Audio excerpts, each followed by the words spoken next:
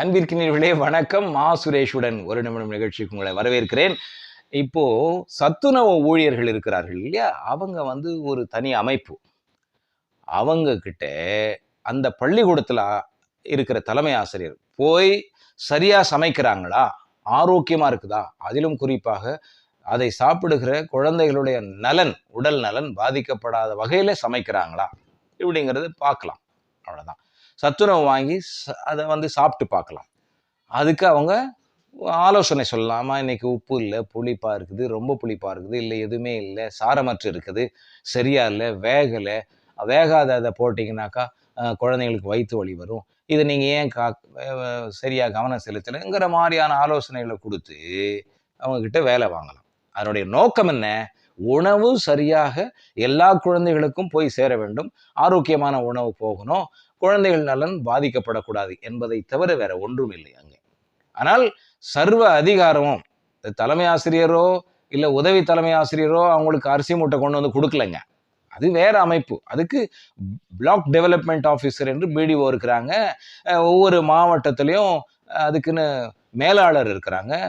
மாவட்ட ஆட்சியருடைய நேர்முக உதவியாளர்லாம் இருக்கிறாங்க. அந்த பிஏ இருக்கிறாங்க, மேனேஜர் இருக்கிறாங்க, பிடிஓ ஆஃபீஸில் இருக்கிறாங்க, டெப்டி பிடிஓ வந்து பார்க்கலாம். இவங்க ஏதாவது புகார் இருந்தால் அவங்கக்கிட்ட தெரிவிக்கிறது. நேரடியாக ஸ்பாட்டில் suggestions only can be given to them. அவ்வளோதான். ஏன் இதுன்னா, அவங்க ஒரே ஒரு மையம் பார்க்கறது இல்லை. சத்துணவு அமைப்பாளர்கள் இருக்கிறாங்க, சமையலர் இருக்கிறாங்க, உதவியாளர் இருக்காங்க. இவங்கெல்லாம் இருந்தால் கூட ஒரே ஒரு மையத்தை மட்டும் பார்க்கக்கூடிய அளவில் இல்லை. கூடுதலாக சில மையங்களை பார்க்க வேண்டிய கூடுதல் பொறுப்பெல்லாம் இருக்குது. அதையெல்லாம் பார்த்துக்கிட்டு அவங்க ஆக்கி போட்டுக்கிட்டு இருக்காங்க. அவங்களுக்கான கோரிக்கைகள் இருக்குது, அரசுக்கு வச்சுக்கிட்டு இருக்காங்க. அரசாங்கம் உரிய நேரத்தில் அவர்களுக்கு செவி சாய்ப்பார்கள் என்பது நம்முடைய நம்பிக்கை. இது இருக்கட்டும். ஒரு பள்ளிக்கூடத்துல உதவி தலைமை ஆசிரியர் நினைச்சுக்கிட்டு, ஏஹெச்எம் நினைச்சுக்கிட்டு ஒன்று ஆடிக்கிட்டு கிடந்ததுங்க. இது ஒரு மாவட்டத்தில், அது குறிப்பா நான் இருக்கிற மாவட்டத்தில் இல்லை, அவங்க வேற ஒரு மாவட்டத்தில். அது உதவி தலைமை ஆசிரியருங்கிற போர்வையில நாடகம் நடத்திக்கிட்டு கிடந்தது ஒண்ணு. அது என்ன பண்றது, இவங்களை உதவி தலைமை அதை உதவி தலைமை ஆசிரியரா போட்டாங்களாம். அதனால எல்லாரையும் நான் ஏற்கனவே சொன்ன பாருங்க, குறிப்பா பள்ளி மேலாண்மை குழுவில் இருக்கிற ஆசிரியர்கள்லாம் ஏச்சிக்கிட்டு கிடக்கிறது அப்படின்லாம் ஏற்கனவே ஒரு பதிவில் வெளியிட்டிருக்கிறேன். அதே பள்ளிக்கூடம் அங்கே என்ன பண்ணாங்க, இது பாட்டுக்கிட்டு போயிட்டு ஒவ்வொரு முறையும் யாராவது சாப்பிட்டுட்டு சத்துணவு நல்லா இருக்குதுன்னு சொன்னாக்கா, இவங்க நீங்கள் ஏன் சார் அப்படி சொல்கிறீங்க, நீங்கள் ஏமா அந்த மாதிரி சொல்கிறீங்க, சத்துணவு நல்லா இருக்குதுன்னு ஒவ்வொரு நாளும் குறை சொல்லணும். அப்போ தான் அது ஏமா உங்களை மாதிரி ஒரே பள்ளிக்கூடத்தில் இல்லை, அவங்க கூடுதலாக இன்னொரு மையத்தையும் போய் பார்க்கணும். சில பேர் 2 மையத்தை 3 மையங்களை போய் பார்க்க வேண்டிய கூடுதல் பொறுப்பில் இருக்கிறாங்க. அவங்களுக்கான பணிச்சுமை இருக்கிறது. நீங்க பாருங்க, உங்களுக்கான ஆலோசனை தேவைப்பட்ட ஒரு நோட்டு போட்டு எழுதிட்டு வாங்க. அதுதான். ஆனா இவங்க என்ன பண்றாங்க, போய் எடுத்து பார்த்துட்டு வாயில சாப்பிட்டு தூன்னு துப்பு தான் அது. அப்படின்னா அந்த அந்த அதனுடைய பின்னணி எப்படிப்பட்டதாப்பா இருக்கும் பாருங்க. தூன்னு துப்புதுன்னாக்கா இதுல என்ன இவ்வளவு, அதுவும் மாணவர்கள் மத்தியில அவங்க உழைச்சி ஆக்கி போடுறாங்க. அதை பார்த்துக்கிட்டு இருக்கிற அமைப்பாளர் இருக்கிறாங்க.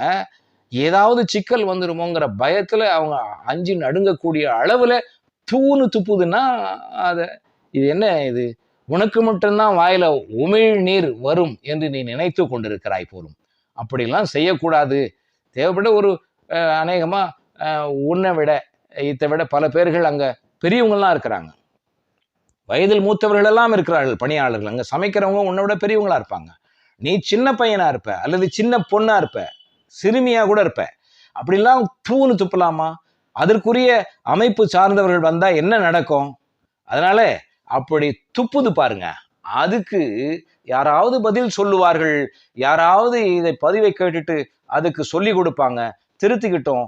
துப்புற உன் வாயில மட்டும் எச்சில் இல்லை, துப்புற நீ மட்டும் செருப்பு போட்டுக்கிட்டு இல்ல, அங்கே சமைக்கிறார்களே அந்த அமைப்பாளர்களுக்கு கூட வாயில எச்சில் வரும். அவர்கள் துப்புவது கீழே மட்டும் பார்த்து துப்ப மாட்டாங்க, திரும்பி துப்புனா தாங்க மாட்டீங்க. அதை பார்த்துக்குங்க. அது மாத்திரம் இல்லாம நீ மட்டும் செருப்பு போட்டுக்கிட்டு இல்லையா, அதை சமைக்கிறவங்களும் காலில் செருப்பு போட்டுக்கிட்டு இருக்கிறாங்கிறத நாம நினைக்கணும். அந்த பணியாளர்கள் கிட்ட போயிட்டு தலையிடுவதற்கான அதிகாரம் இவர்களுக்கு யார் கொடுத்தது? அதை பார்க்க வேண்டியவர்கள் பார்ப்பார்கள், தலைமை ஆசிரியர் பார்த்துக் கொள்வார்.